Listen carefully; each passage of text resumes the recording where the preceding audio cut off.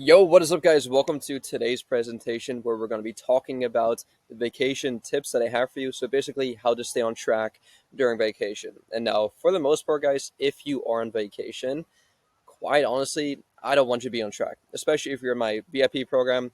I do not want you to be on track with anything, basically, because I want you to ask yourself this question: what is the purpose of going on vacation? Most likely, it's there to relax, recharge your batteries, create some amazing memories with your friends and family. And oftentimes, when you try to still stay on track with like your diets, tracking your food, doing your workouts, doing all these things, it can kind of like get in the way and almost like ruin the experience, right? Because again, like when you're back at home, when you're like in your grinds, when you go to work every day, go to the gym and stuff, like you're in your own kind of routine, and that is often like the best time for you to kind of stay on track, right? Whereas if you're on vacation, right, like you're there to relax, enjoy yourself, and just like not have to like stress about it, right? Like you're quite literally going to a different location, different destination with a change of scenery just to like enjoy yourself, right? So for the most part, I do not want you guys to necessarily stay on track. However, maybe if this is like a business trip that you have to go on, or maybe if you just tend to travel like a bunch and you still want to like somewhat stay on track with your health and fitness goals, these are some tips that I use personally whenever I travel that I'm actually doing right now. I'm currently in Mexico right now, to still stay on track with my health and fitness goals, right? So without any further ado, let's just jump straight into it. So the first tip that I have for you guys is to try to delay your breakfast. I'm sure you guys have heard this term used before, but this is called intermittent fasting. And now, before you guys ask me, no, there's nothing special, there's nothing magical about intermittent fasting. All it simply does, guys, it decreases your eating window. So let's say normally you wake up at 8 a.m., you have your breakfast right away at 8 a.m., and you have your last meal, let's say at 8 p.m. That basically means that you have a 12-hour feeding window, right? So let's say you sleep for a couple hours, say you sleep for 12 hours and then you feast for 12 hours, for example, right? Whereas intermittent fasting, all that really does is that as soon as you wake up, you don't eat breakfast right away. You simply just delay your breakfast maybe to 10 a.m. or noon or maybe 2 p.m., whatever it may be for you.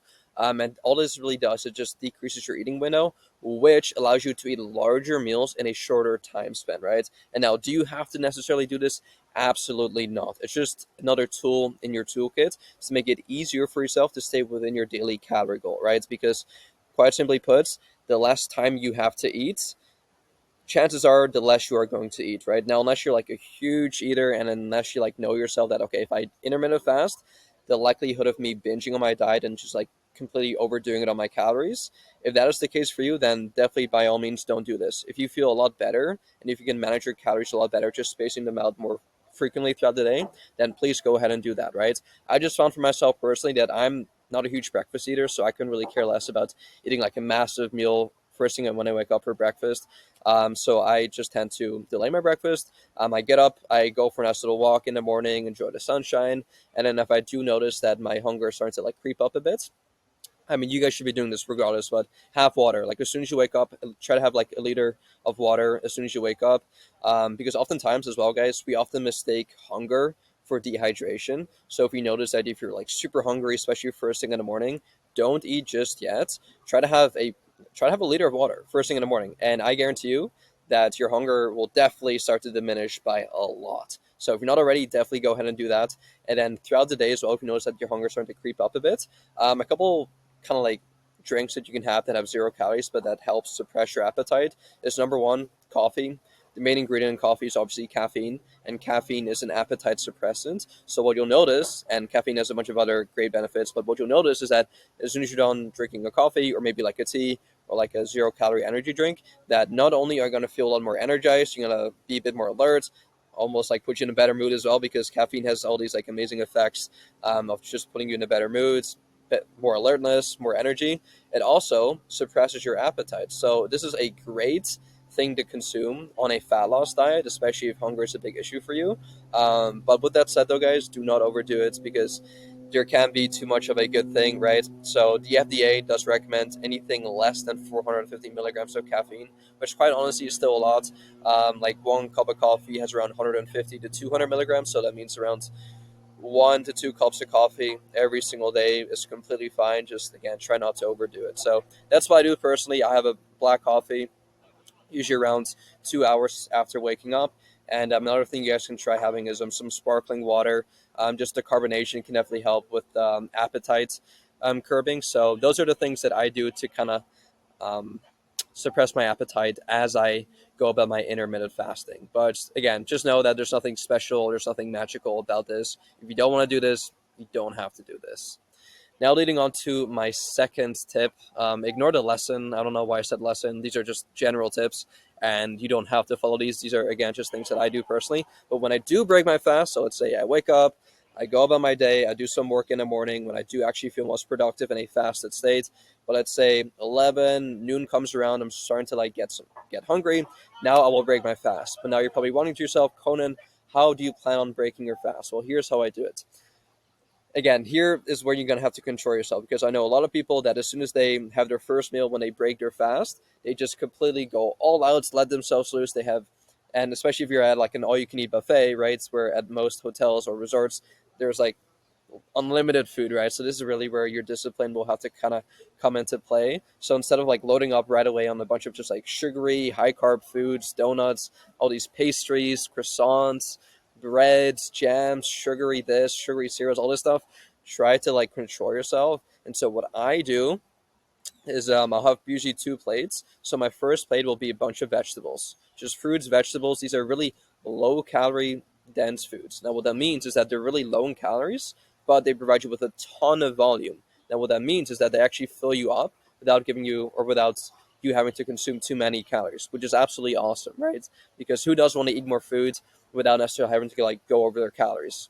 Sign me up, right? So that's the first thing I do just to fill me up. Plus, eating fruits and vegetables is extremely good for you, especially on vacation when you don't really know if and when you're going to be eating fruits and vegetables. Like this is a great time to like stock up, especially have some like exotic fruits, right? Because when I go at home, for example, like I don't eat dragon fruits. Like I'll just be honest with you guys. Like most of the time they don't even have it at the grocery store. So whenever I see like dragon fruits or papayas or mangoes, even mangoes is like one of my favorite fruits. Pineapple, cantaloupe, melons, all this stuff, like that's usually not in my typical diet. I usually just stick to like apples, bananas, berries, all this stuff. So definitely try to like experiment with some different fruits and vegetables, especially with the vegetables too. Like have a variety of them, just so like, just for fun basically, but also just to get a variety of like your micronutrients in. So that'll be my first plate, and now my second plate will strictly just be protein. So as you guys can see here, just like a small little example, I had some tuna, I had two egg whites, some scrambled eggs, some smoked salmon, which again, typically I don't really have in my diet, so definitely loaded up on that. And then I have some more vegetables, tomato, red onion, and carrots, right? So again, first plate, fruits and vegetables, low calorie dense fruits. Then second thing, protein. And now why protein is so important is for two reasons. Number one, as you guys know, obviously helps you to build the muscle. And also helps you recover from your workouts. So that's the first thing, super important. But the second thing as well, which a lot of people don't know, is that protein is actually the most satiating macronutrient. And then what that means is that it actually takes a bit longer for your body to like fully break down and digest compared to like carbs and fats, which is absolutely awesome, right? And so what you'll notice is that by you increasing your protein intake, that you're actually going to be a lot fuller, a lot quicker for a lot longer as well, as opposed to you strictly just eating carbs and fats. And now, of course, don't get me wrong, guys, fats are super important, carbs are super important. You should still eat those macronutrients, which you actually will eat from your vegetables, and the fats are usually found within like most protein sources. Like there's a bunch of healthy fats in like salmon, for example, in steak, in eggs as well. So you get most of your fats from the proteins anyway, and you get your carbs from the fruits and vegetables too. So this is a pretty balanced approach, if you ask me. So yeah, that's kind of what I do to kind of break my fast. Low calorie dense foods. This actually fills me up a lot without having to like necessarily go over the calories, right? And I will touch on desserts a bit later on, but actually, let's touch about it. Let's touch on it right now. So for lunch, I try to do the same thing. Same thing, just fruits, vegetables, more protein. Then when dinner comes around, same thing, basically more protein, more vegetables. And now if I do want to have some treats here and there, maybe to have some cool, like maybe like fries, burgers, pizza, or some desserts, whatever. I'll definitely have some of that, but only after I have my two plates of protein and vegetables, because basically this will fill you up so much that if you do want to have some of those treats, the amount of treats that you'll eat is actually a lot lower now, because quite simply you're so full, like you're so full right now that like honestly, like for me at least, the last thing I want to do is eat dessert, because I'm so full. I ate like so much protein, I ate so much vegetables, where again I just don't really care for eating desserts, right? So this just allows you to again actually eat a lot of food without necessarily having to like overdo it on the calories. So that's my second tip. Now, the third tip is try to do your workouts as soon as you can, because the sooner you can get the toughest task done and out of the way, just for myself personally, the more I kind of like feel like I can enjoy the rest of the day, right? Because if in the back of my mind, I'm like, okay, I'm going throughout my day and I still have to do my workouts. Like I'm at the beach right now, I'm enjoying myself, having some fun with my friends and family. But in the back of my mind, I know that like, okay, I still have to do my workout today. And the longer that you kind of prolong this task, the chances of you doing it are going to be slimmer and slimmer and slimmer and slimmer. And the last thing you want to do is just like have to constantly think about like, oh, when am I going to do my workout? When am I going to do this? When am I going to do that? So instead of like having all this like mental just like distractions in your head, try to get it done first thing in the morning, right? So this could be a great thing to do maybe after your breakfast, or if you enjoy working out fasted, do that. Or maybe if it's not working out, maybe it's like getting your steps in, doing your cardio, getting your 10,000 steps in first thing in the morning, knock it out, just whatever the toughest task for the day is. Try to do it earlier on in the day so that for the rest of the day, you can actually sit down, relax at the beach, at the pool, have some fun, all this stuff, right? So again, this is a personal preference thing. Like if you actually enjoy, or if you don't mind having like that thing in the back of your mind that has to remind yourself that, oh, I still have to do my workouts, then it's totally fine, right? It just, again, keep in mind, guys, this is all what I do. This is just personal preference. These are tips that I'm sharing with you, which hopefully you can get some ideas from, but by no means is this like you have to do this or else type of thing. Like, again, this is just what I do, what I enjoy. You can try it if you want. If you don't have to. And I'll also on vacation, your step count should be pretty high, because I assume when you're on vacation, like you want to be exploring certain things. Even if it's just like relaxing by the pool, like at least maybe walk around the beach, walk around the facility, walk around the resort, wherever you are. Your step count should be pretty high as well, right? And now to wrap all of this up, do not stress. Like I mentioned to you guys at the beginning of this presentation, what's the point of going on vacation? You're there to have fun and relax, right? And so if you're in my VIP program and if you tell me like, hey, Conan, I'm going to go on vacation for the next couple of days, even for like a week or so, I'm like, okay, awesome. Have fun.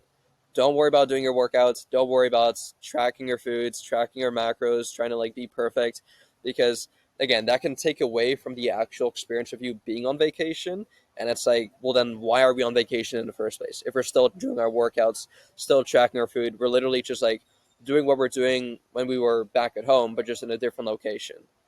Doesn't really make sense to me, right? Like when you're at home, that's like go time. That's like when you're dialed in. That's when you're on your routine. But when you're on vacation, that's like when you want to relax and have fun, right? Like you work so hard for this, like throughout the year, basically from the past couple months, and so you deserve to have some fun, right? So do not stress about it. If you do kind of like go off track, if you do eat a bit too much, if you do miss a workout, if you do anything that you maybe feel guilty about, do not stress about it, right? Again, use this time to relax, recharge those batteries, and we can also just view this as a deload week, right? Like typically when we do a deload week, we still go to the gym, you still kind of track our food a bit, just so we don't forget like the habit of actually going to the gym and eating healthy. But if you do want to like have your deload week and maybe do your deload week on a vacation, that's also awesome. You can literally just like do nothing on vacation. This will definitely help relax you so that when you do come back from vacation, you'll be pumped up, you'll be energized, and you'll just be ready to just attack the workouts again, right? It's because that's kind of what I'm going through right now. This entire vacation was kind of planned. Like I planned it during my deload week, so I knew that the workouts weren't going to be super, super important. Like I'm still going to the gym just to be somewhat active. I'm still getting my steps in. I'm still being mindful with my food intake. But with that said, I'm still having a couple treats here and there. I'm still I'm still getting my steps in, obviously, but I'm still enjoying myself overall, basically, right? And so that's the entire purpose about it. Don't worry too much about being perfect. Use this time to reflect, relax, and recharge for when you do get back on track again, when you come back from vacation. So that's all that I have for you guys for this quick little presentation. Hopefully you guys did take something out of it. If you do have any specific questions for me regarding this entire thing, please let me know. And with that said, enjoy the rest of your day, and I'll see y'all soon. Peace. Now, if you want to be around a community of like-minded people just like yourself who will educate you, motivate you, and inspire you to absolutely demolish your health and fitness goals, come join the Barbarian Squad down below. I guarantee you, you will not regret it one single bit, and I'll see you inside.